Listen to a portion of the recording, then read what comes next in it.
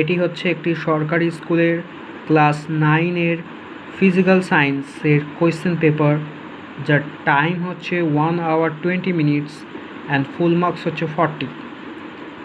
প্রশ্নটি বেশ কয়েকটি বিভাগে ভাগ করা রয়েছে। ফার্স্ট হচ্ছে গ্রুপ এ। গ্রুপ এতে টোটাল 10 মার্কস রয়েছে।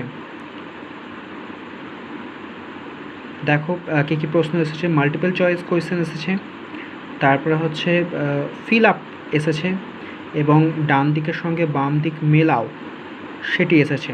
তারপর গ্রুপ বি শুরু হচ্ছে।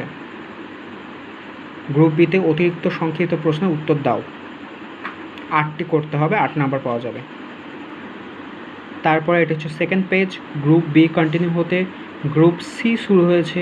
গ্রুপ সিতে দীর্ঘ উত্তর ভিত্তিক প্রশ্ন লেখো, যেটি হচ্ছে 4টি করতে হবে, 3টি করতে হবে, 4 নাম্বার করে 12 পাওয়া যাবে।